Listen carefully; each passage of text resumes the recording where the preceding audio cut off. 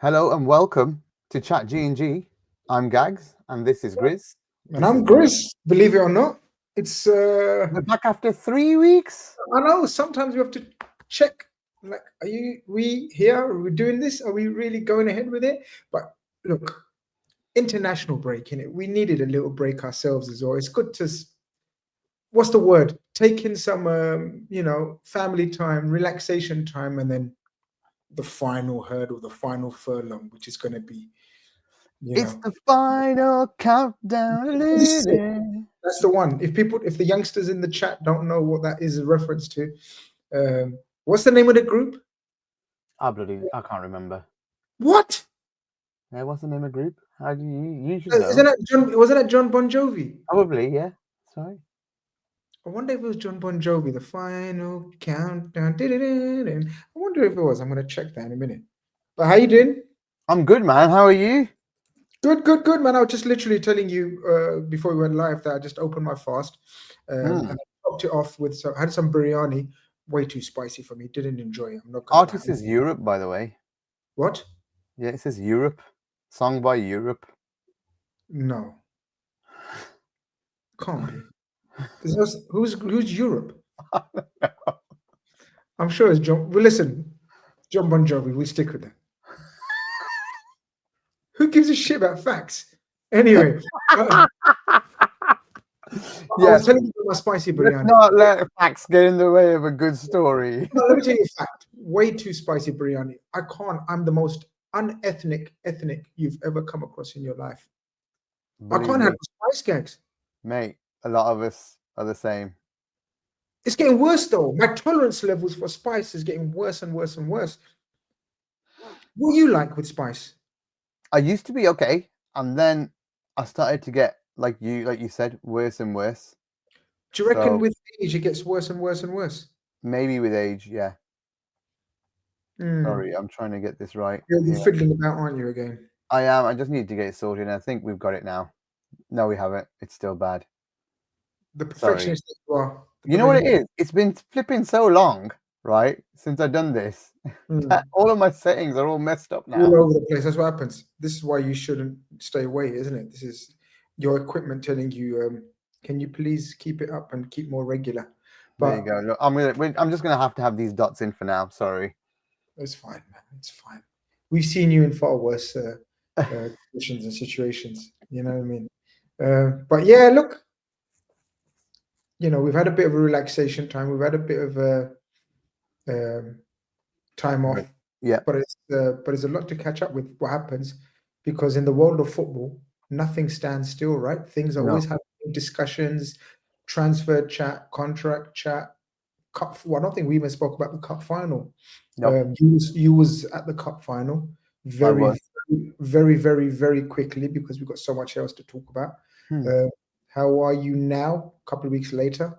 And how are you doing? Fine. I was fine by the time I got out of the stadium, to be honest. I always said to you from day one, the bigger fish to fry was the Premier League. I always said, I mean, to be honest, you know what made it easier afterwards as well? Meeting so many Geordies in the streets or in the hotel, and them being so nice about it as well. And obviously I was congratulating them and not being bitter at all. They made a spectacle in the stadium. They were incredible in the stadium as well. Like, you know how, I know maybe it was a bit, I don't know if they did that themselves or if the club bought the stuff for them. It doesn't matter. Either way, it was special to watch from the other side of the stadium. And, that's probably what it was like for other clubs when we were doing it against Man City and at Wembley and things like that, when we were going nuts. Do you get what I mean? Yeah. So sometimes you're going to have to be on the other end of these results. You have to be on the other side of these. The team sometimes needs to know, that you got to be 100% the whole time. I think if it showed us anything, it showed us that we were cooked at that point in the season.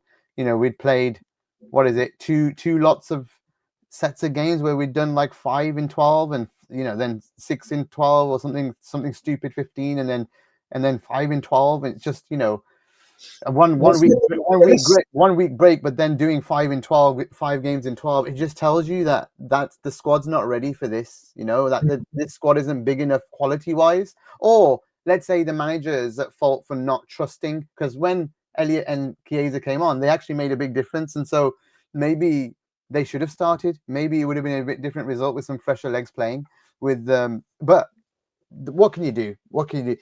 We'll progress the chat from there, actually, because obviously we work into the meat of the chat, which obviously is the whole Trent scenario situation.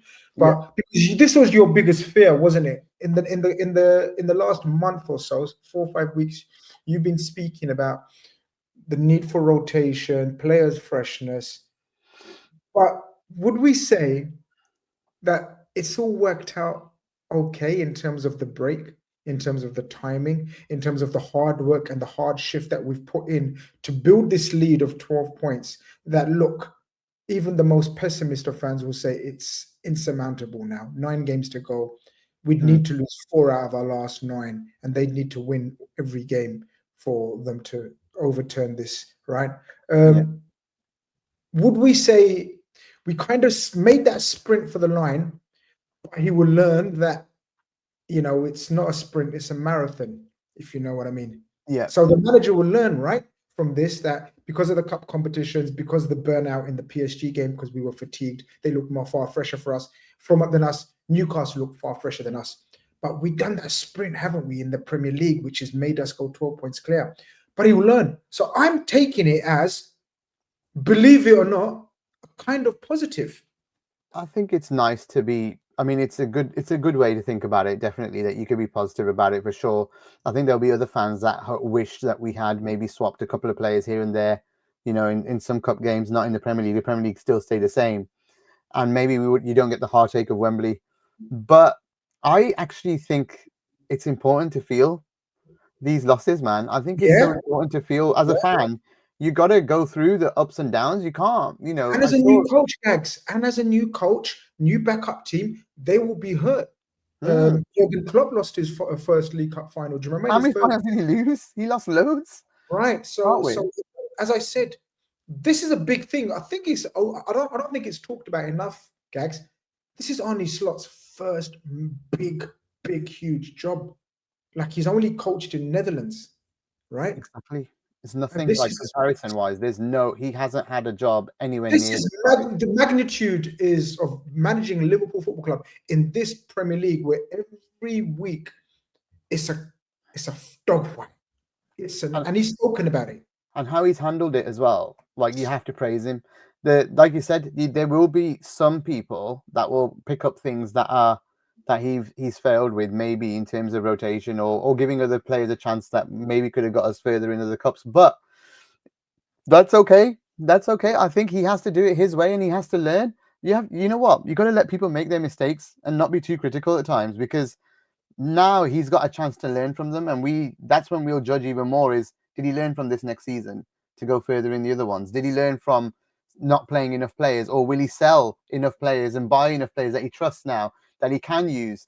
Or is Hughes going to still load him with players that he's actually not going to use anymore, and then we actually have a problem with Richard Hughes and what he's doing and how he's supporting the manager? So that's what's going to be really interesting to find out in the next couple of years. But I think I said this, and I keep saying this, and we're going to transition to the players that might be leaving. I said this in Discord to all of the guys that are subscribers of the community, and like we've got a hidden community in Discord where if you subscribe to AI Pro, you can come and chat with us, and we're behind a paywall type thing in there, and it's just a chat really, and create a safe space for people to have a good chat. And I just said in there, hey, like, I would not focus on too much on people who are signing and when they're going to be announced, and stressing about it, because there's a big thing that needs to be won, and there's a big thing that if you focus on all the negatives for too long, all the way until we win the league, and then you focus on them not signing if they don't sign, by the way, if it's a big if still, and that's what you're focused on, you're missing out on something that literally might not happen for another 5-10 years, because that's what happened last time we win it. We thought we'd win it again soon. It's been 5 years is a long time. We've aged in 5 years since we won it. If I look at pictures 5 years ago, I had blooming black hair everywhere. No, I'm reversing. My age is reversing. Please talk about yourself. Okay, that's fine. So you're getting younger. That's fine. The problem, the thing, what I'm trying to get across is that I know what you mean. Enjoy the moment, enjoy this, because once we win this league, and I'm confident we're going to get there and win it. We have to enjoy every week, man. We've got to take this in whilst those players are still here, and not stick them, not hang them by their decisions. You're echoing exactly what I said. I think I remember the last time we had a chat, or I think it was with Dave actually. I had this chat about contracts and everything, and I said, look, what we've learned over the last 4 or 5 months of this contract chat since the season started, basically, we're going to need an announcement before the start of the season. We're going to need an announcement before Christmas. We're going to need an announcement before the transfer window closes. We've had X, Y, Z journalists come out with, this is going well, talks are taking place. We've had club insiders reveal this is being done, this is being done. What ultimately we gathered was no one knows what is going on. That's what we gathered, right? So then what that should have been radio silence from everyone as a fan. Now, I know some people worry about transfers and contracts more than the actual thing that's taking place, which is what you're saying is an effing league title to be won. The biggest prize, like at the start of the season, you set out your stall bread and butter in the Premier League. Now we are on the cusp of winning it. We expanded our lead, yet still a lot of us were preoccupied with, oh yeah, what's going on? Why isn't this? And you're so right. You forget to cherish these moments because they won't come round again. Possibly they may not even come round, well, hopefully not 30 years. Are we not the best examples of, look, things can happen, things change. You may not be in this position, like you said, for decades, in our case, 3 decades. You don't know,